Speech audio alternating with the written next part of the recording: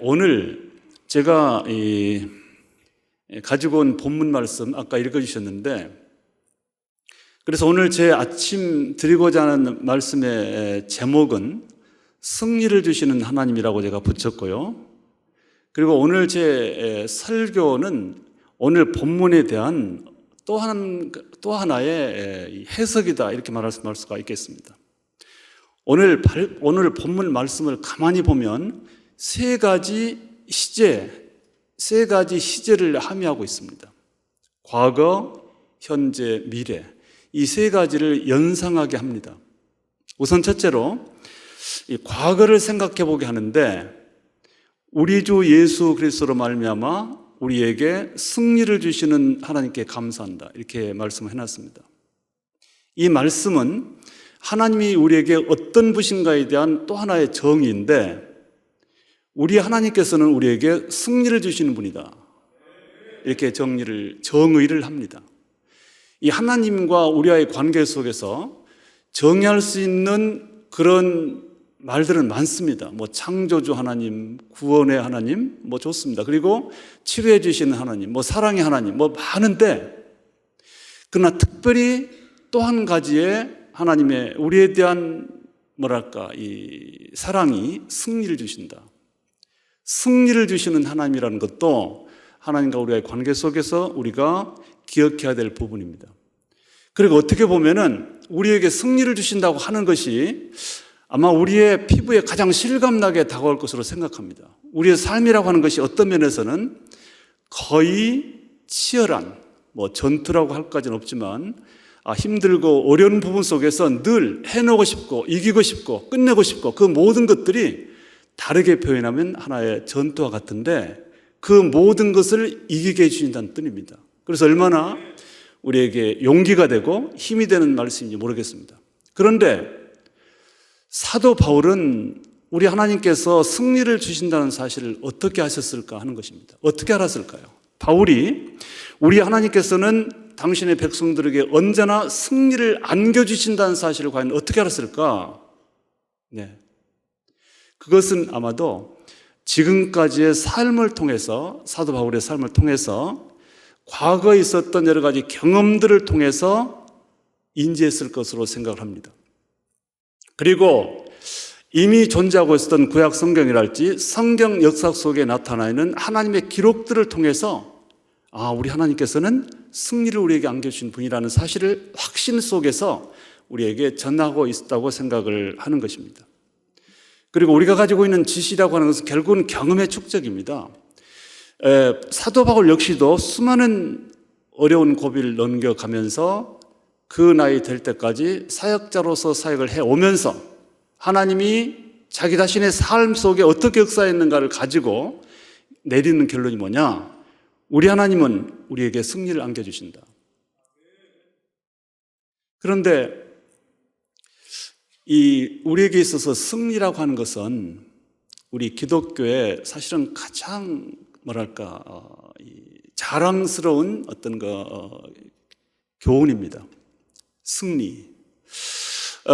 우리 하나님께서 우리에게 승리를 주신다고 하는 것의 표상이 뭐냐면, 결국은 십자가의 승리를 통해서 구원을 완성시켜 주셨고요. 그 구원을 토대로 해서 이루어지는 모든 것들이 결국은 승리자로 우리가 세워진다는 뜻이기도 합니다. 골로새서 2장 15절을 보면은 통치자들과 권세자들과 그런 사람들을 무력화해서 드러내서 결국은 구경거리로 삼으시고 십자가로 그들을 이기셨느니라. 우리 예수 그리스도, 즉 하나님의 승리는 십자가의 승리로 종결됩니다. 십자가의 승리는 모든 것을 이겨내시고 결국은 한마디로 말하면 모든 문제를 끝내는 종지부와 같은 것입니다. 십자가 사건은 모든 싸움의 종결이면서 모든 싸움의 종지부다, 이렇게 생각을 하는 것이고, 그래서 지금 우리 모두는 승리자로서 이렇게 늠름하게 이 자리에 앉아 있습니다. 왜 내가 승리자일까? 여러분들 이 자리에 이렇게 늠름하게 예배하는 자리에 앉아 있다는 것이 이 자리에 오기까지가 험난한 시간과 험난한 것들이 많이 있었다고 생각을 합니다. 쉽지 않아요. 거의 이게 일상화되어 있긴 하지만 그러나 그것이 쉬운 일이 아닙니다. 수많은 유혹과 또 곡절과 이런저런 것들이 있었지만 그 모든 것들을 물리치고 뿌리치고 또 이렇게 건강한 모습으로 와 있다는 자체가 우리의 승리이기도 하고요. 예배하는 자리에 우리가 늘 있다고 하는 것이 우리에게 얼마나 큰 감격이고 승리인지 모릅니다. 내가 승리했다고 하는 것은 믿음의 자리에 있다는 것, 예배의 자리에 있다는 것이 가장 대표적인 승리의 표상입니다. 그래서 우리는 그 승리를 감사해야 하고 평생도록 노래를 해야 됩니다. 찬양을 해야 되는 것입니다. 그래서 사도 바울이 우리에게 말씀하는 것처럼 승리를 주시는 하나님, 이것은 우리 역시도 우리의 평생의 삶을 통해서 경험한 바입니다. 얼마 전에 제가 이제 전체 학생들하고 함께 줌으로 이렇게 총장과의 대화하는 시간을 가졌는데 어떤 학생이 그걸 물었습니다. 총장님은 여러 가지 어렵고 힘든 일이 있을 때 어떻게 이겨내십니까? 그랬을 때 제가 이렇게 말씀했습니다. 우리 하나님을 앞세운다. 나의 삶의 대장이시고 그동안 내가 거의 아직 70은 아니지만 70에 가까운 나이가 될 때까지 살아오면서 경험했던 하나님, 이런저런 고비 때마다 이렇게 저렇게 역사하시고 그 모든 과정을 넘겨주셨던 하나님, 너무나 많은 경험들이 있기 때문에 그것만 생각하면 지금도 혹은 앞으로도 닥칠 문제에 대해서 자신이 있다, 이런 말씀을 드렸고요. 그래서 우리의 승리는 과거에도 있었지만 앞으로도 이어질 것이다, 이렇게 말씀을 했던 적이 있습니다. 두 번째 오늘 본문은 현재의 일을 생각하게 합니다.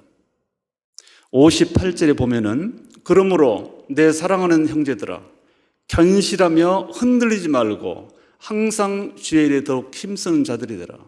이 말씀은 이미 승리한 우리가 어떻게 현실을 살아갈 것인가 하는 것에 대한 권면입니다.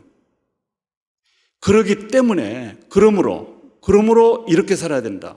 이미 너희는 승리자이고 승리를 주시는 하나님이 보호자로 계시기 때문에 이렇게 살아야 된다. 그렇게 말씀하면서 두 가지를 제시합니다. 첫째는 견실하며 흔들리지 말아라. 이건 우리의 삶의 자세입니다.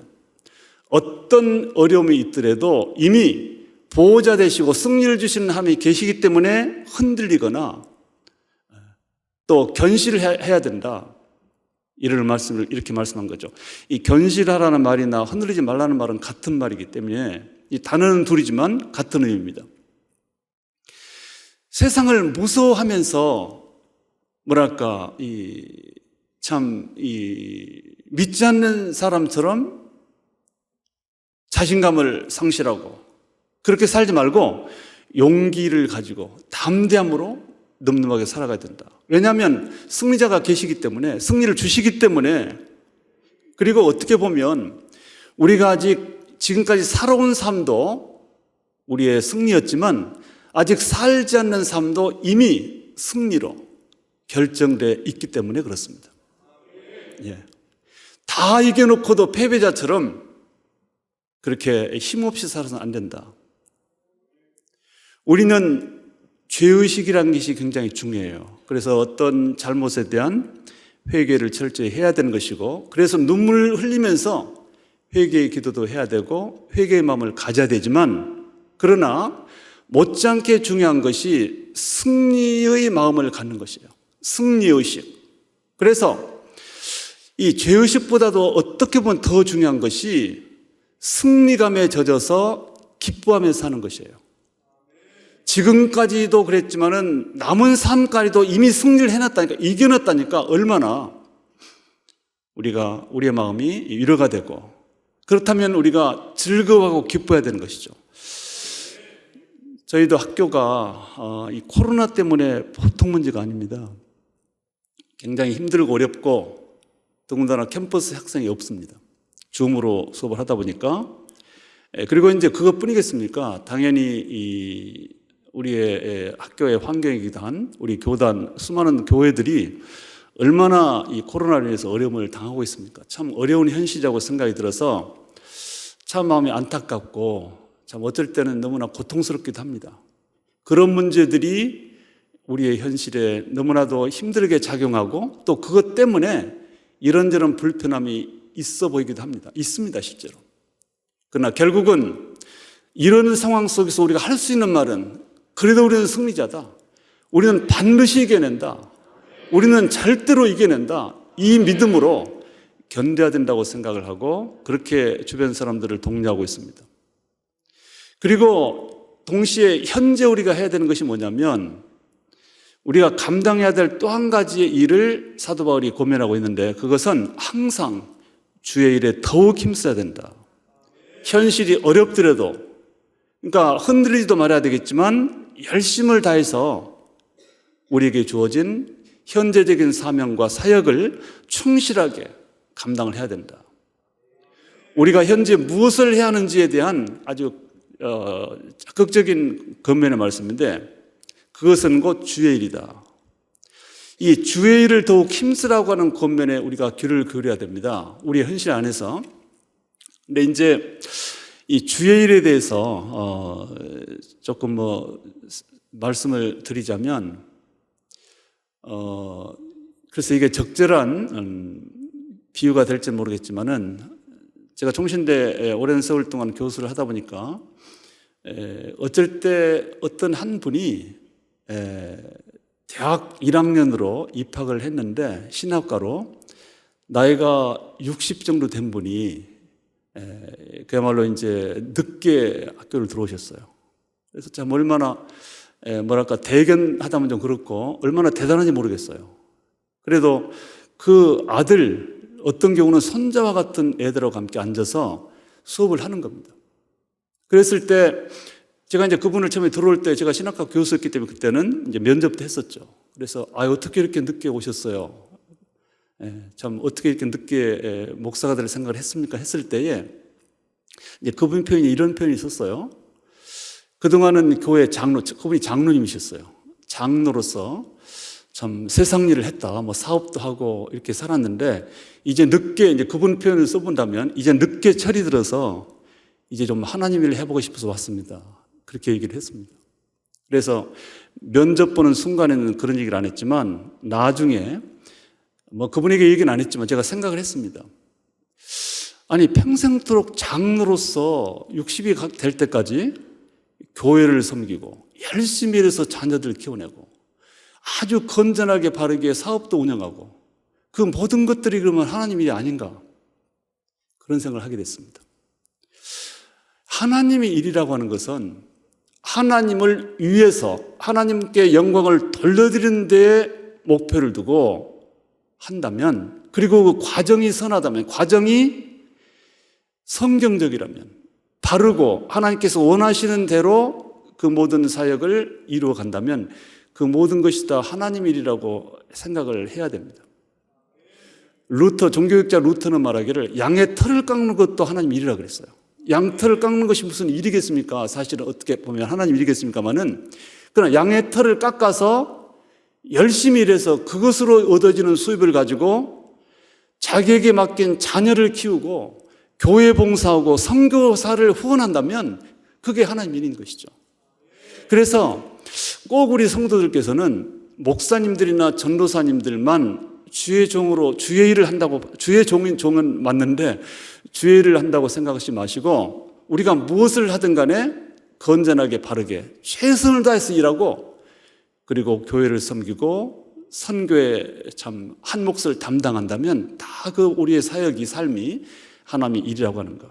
그래서 사도 바울은 현재를 살아가는 우리들이 열심을 다해서 수고를 해야 되고 주의를 해야 된다고 하는 것을 고민하고 있습니다.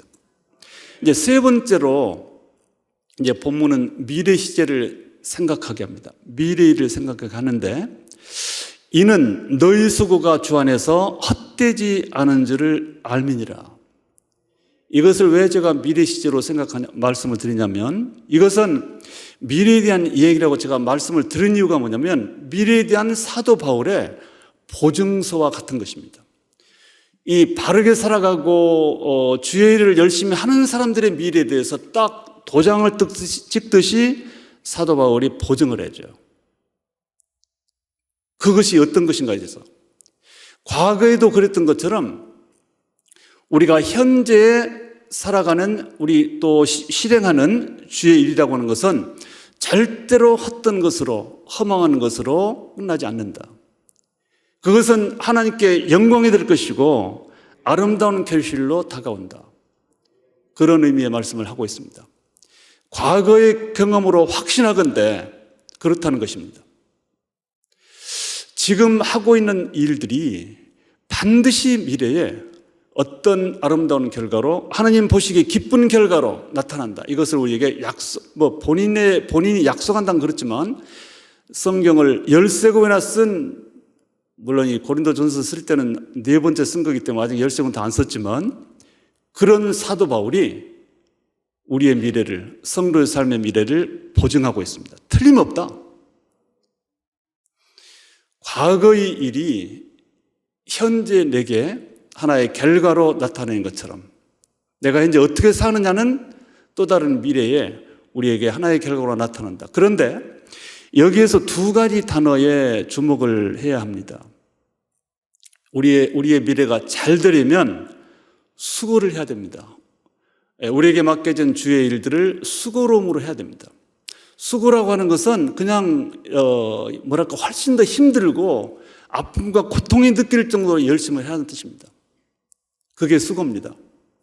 단순히 소풍 가듯이 가볍게 놀듯이 하는 것이 아니라 우리의 모든 근육이 움직이고 우리의 모든 현실 안에서 주어진 모든 것들이 동원돼서 우리가 목표로 삼는 것에 대해서 충실하게 수행하는, 그게 수고입니다. 그렇게 해야 미래에 다가올 우리의 결실이 아름답고 튼실하다. 아플 정도로 열심히 하라. 그것이 수고의 의미라고 저는 생각을 하는 것이고요. 그리고 또 한 가지 단어가 주의해야 될 것이 뭐냐면은 주 안에서 해야 된다. 절대로 주님 밖으로 나가서는 안 된다. 예배를 중심으로, 교회를 중심으로, 그걸 삶의 중심으로 삼고 말씀 중심 기도 생활, 이 범위 안에서 그 모든 것들이 이루어져야 되는 것이고, 그것이 주 안에서 하는 일이라고 생각하는 것입니다. 믿음 안에서, 말씀 안에서 우리의 현실의 모든 수고가 이루어져야 됩니다. 교회를 떠나거나 믿음을 버리고 되어지는 수고는 허망한 것들이고 절대로 미래에 아름다운 결과로 우리에게 나타나지 않습니다. 그래야 헛되지 않습니다. 그 부분을 사도 바울이 이렇게 말씀을 하고 있습니다. 요한 1서 5장 4절을 보면 무릇 하나님께로부터 난 자마다 세상을 이기느니라. 세상을 이기는 승리는 이것이니 우리의 믿음이니라. 우리 하나님께서 우리에게 승리를 주시긴 하지만 믿음의 전제돼요. 물론 믿음을 조건으로 주시진 않아요. 사랑의 하나님께서는. 그렇지만 우리의 믿음이 따라가 줘야 되는 것이고 전제되어 있어야 되는 것이고, 예배 중심, 교회 중심, 신앙 중심으로 모든 것들이 이루어졌을 때 우리의 승리가 보장된다. 그거를 말씀을 하고 있습니다. 우리의 삶은 반드시 결과로 나타납니다. 우리의 삶은 거짓말하지 않는 것 같습니다. 우리의 미래 안에 현실의 삶이 하나의 결과로 나타납니다. 그래서 우리의 현재는 아주 중요한 것이고, 우리가 어떻게 사느냐가 우리의 미래의 모습이 무엇이 되느냐로 결정되는 것처럼 보여집니다. 수많은 경험들과 또 다른 예들을 보면 그렇습니다. 제가 오늘 아침에 와서 이렇게 느껴지는 것이, 보이는 것은 없지만 뜻밖에도 젊은 분들이 많으신 것 같아요. 그래서 너무 제가 고무가 되는데, 우리 젊었을 때 우리들이 가져야 될 각오, 이것은 오늘 사도 바울이 우리에게 고면한 것처럼 현실을 바르게 살고 최선을 다하고 열심을 다해야 된다. 그래야 우리가 앞으로 훨씬 더 많이 남아있는 우리의 미래가 아름다운 결과로 나타난다 하는 부분을 평범하고 누구나 다 아는 사실이지만은 어떻게 보면은 우리 젊은 여러분보다 길게 살아본 사람으로서의 증언입니다. 어떤 분이 또 이번에도 학교에서 그 줌으로 아까 학생들하고 대화를 하는데 또 하나 학생이 이런 얘기를 했어요. 어떻게 앞도 안 보이는 분인데 그 학생이 이렇게 교수도 하셨고 또 총장의 자리까지 이르렀습니까? 이런 질문을 또 하더라고요. 그래서 이렇게 얘기했습니다. 내가 스스로 이런 말을 하기는 좀 그렇지만 적어도 내가 했던 것 2가지 정도는 말할 수 있다. 한 가지는 열심을 다했다. 최선을 다했다. 그러면 제가 어떤 예를 들어줬냐면 제가 1977년도에 총신대학을 입학했어요. 물론 시각장애인이었죠. 그때도. 그런데 우리 학생들이 가장 힘들어하는 것이 뭐냐면 외국어입니다. 뭐 독일어도 그렇지만 특별히 헬라어. 근데 저 역시도 헬라어를 이제 공부를 해야 되는데 헬라어 점자 자체가 한국에 존재하지 않습니다. 헬라어 책을 만들어야 되는데, 그러니까 누군가 불러주고 그걸 손으로 받아 써서 책을 만들어야 됩니다. 굉장히 힘든 작업이죠. 근데 점자 자체가 모르는 겁니다. 한국은 아무도. 그래서 제가 이렇게 저렇게 수소문 해봤더니 영국의 이 왕립 점자 도서관에는 이 헬라어를 점자로 이렇게 가르치는 헬라어를 가르치는 교본이 나와 있다는 말을 듣고 이미 학기가 시작된 지 1달 정도가 지났음에도 불구하고 제가 편지를 썼어요. 그래서 그 책을 좀 빌려달라고 왔어요. 그래서 그걸 가지고 하여튼 밤새가면서 좀 표현이 거칩니다만은 죽도록 익혔어요. 그래가지고 벌써 그 정도 되면 학기가 이제 끝날 때가 돼요. 물론 한 학기로 헬라어가 끝나지 않기 때문에 다음 학기도 되지만 그래서 하여튼 그걸 가지고 익혀가지고 또 친한 친구들을 저를 많이 도와주는 친구들이 자기가 가지고 있는 헬라어 책을 불러줘요. 불러주면 그걸 받았어요. 점자로. 그러니까 그 영국에서 배운 점자로. 그러면 굉장히 느려요. 손가락도 아프고 이 점자를 쓰는 때 5군데가 멍이 들어요. 손바닥에요. 손가락도 그렇고요. 그만큼 힘든 작업인데 어깨가 빠지도록 그래가지고 하여튼 좀 늦게 시작했지만은 어쨌든 공부를 했는데 당시에 우리 헬라어 교수님께서 굉장히 유명한 분이에요. 신성자 교수님 여자분인데 하여튼 하나만 틀려도 절대 안 맞아요. 그래서 그분 때문에 1점이 모자라서 뭐 졸업을 못한 분도 많고요. 이제 참 굉장히 그랬던 참 어려운 분이었는데 그래도 저는 끝날 때까지 어쨌든 제가 자랑이 아니고 그분 점수를 A 이하로 내려가 본 적이 없고요. 다 제가 해냈어요. 근데 사실은 그런 과정에 어떤 또 일이 있냐면 이제 교수님이 그래요. 뭐 이군은 뭐 어차피 시각장애이고 그래서 또 점자도 없다는데 그냥 적절하게 하면 되니까 이렇게 이제 봐주기 위한 말씀 하시는 거예요. 그런데 저는 그 자존심 허락하지 않았어요. 그래서 아닙니다. 제가 해보겠습니다. 해가지고 결국은 해냈는데 이거는 뭐 헬라어 하나를 가지고 제가 이렇게 뭐 총장의 자리에 오른 건 아니지만 그것이 제 삶의 자세였어요. 근데 요즘도 있다금 저희 학교에 미안합니다만은 이게 아마 이 방송이 안 나갔으면 좋겠는데 가끔 시각장애인이 들어와요. 근데 물어보면 아예 헬라어 히브리어는 포기합니다. 교수를 또 얘는 아예 못할 것으로 제쳐놔요. 아예 그냥. 안 된다는 거예요. 아니 30년 전에 40년도 내가 해냈는데 그러니까 뭐 저를 자꾸 말해서 안 됐지만 왜 안 되냐 하라. 이제 그렇게 제가 고민한 적도 있는데 어쨌든 열심을 다했고 정말로 미국에 제가 유학 가서 10년 있는 동안에 점자로 공부하면서 정말 피나는 노력이에요. 그래서 제가 그 학생한테 그랬어요. 저한테 질문한 학생한테 내가 열심을 다했다.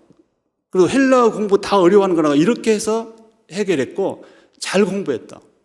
그리고 그러한 형식의 노력이 수십 년 이어지다 보니까 어쨌든 교수로서 25년 무사히 정년 퇴임을 했고 어떻게 하다 보니까 총장까지 이르렀다. 결국은 이제 그것이 첫째 내가 좀 했던 일이고 또 한 가지를 말한다면 나는 너무나 모든 것들이 힘들고 어렵기 때문에 절대자 하나님을 철저하게 의지했다.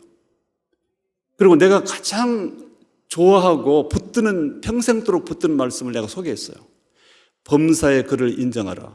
그리하면 길을 지도해 주신다. 잠언 3장 6절이거든요. 범사 모든 일에 하나님을 앞세우고 하나님과 대화하고 하나님이 해줄 것이다. 제가 시각장애인에서 살아왔던 길은 정말 여러분들은 평범한 그냥 걸어가는 거지만 저는 도전이에요. 가다가 빠질 수도 있고 다리에 떨어질 수도 있고 그럼에도 불구하고 그냥 보통 사람들은 그냥 가는 거지만 저는 그 모든 삶이 도전이었어요. 도전은 반드시 된다는 것이 보장되어 있지 않는 것을 해보는 게 도전이잖아요. 저의 삶은 그랬거든요.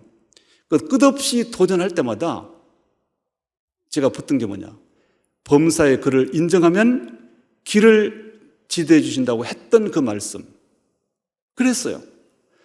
제가 미국 유학 갈 때도 정말 뭐가 어떻게 될지도 모르는 홍해 바다와 같은 곳에 발을 내딛는 심정으로 정말 죽기를 각오하고 떠났거든요.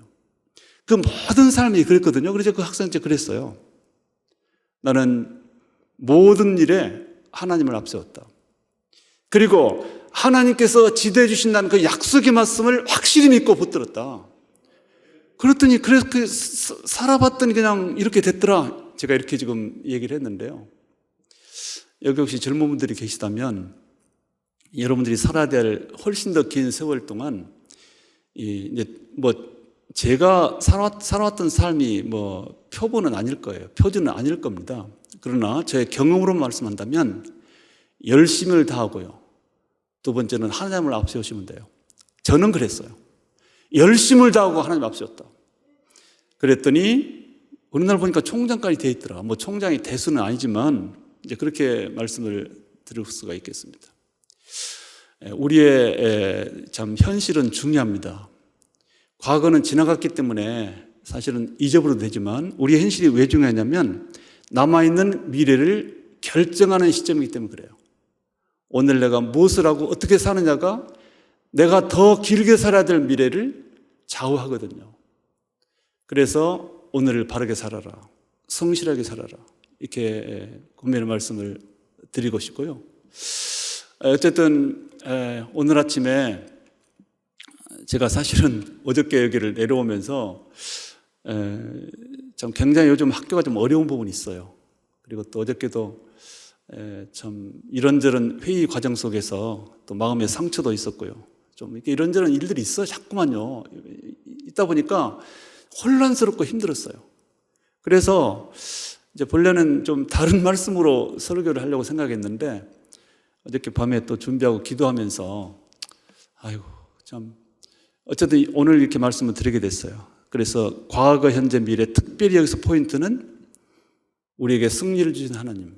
어쩌면 지금 이 시점에 저에게 필요한, 제가 되새겨야 될 말씀이 돼요. 우리 하나님은 승리를 주신다. 내가 어떻게 하냐에 따라가 중요하다. 내가 바르게만 하고 열심히만 하면 나에게 승리를 안겨주신다는 것이 나에게도 필요한 말씀이기 때문에 그 말씀이 나에게 좀 작용을 하다 보니까 오늘 아침 여러분에게도 이 말씀을 드리게 됐습니다. 아무쪼록 승리를 주시는 하나님을 굳게 붙들고 모두 다 승리하시기를 바라겠습니다. 기도하겠습니다. 살아계신 아버지 하나님, 은혜를 감사합니다. 지금까지 우리 삶 자체가 어떻게 보면은 다툼이었고 싸움이었고 도전이었지만 그 모든 과정을 늠름하게 이겨내게 하시고 이 자리에 이렇게 우뚝 선 승리자로 앉아있게 하신 것을 감사합니다. 이 경험을 기본으로 해서 우리의 미래도 자신감을 가지고 이긴 사람처럼 승리자처럼 늠름하게 용기 있게 담대하게 살아가게 하여 주옵소서. 예수 그리스도 이름으로 기도하옵나이다. 아멘.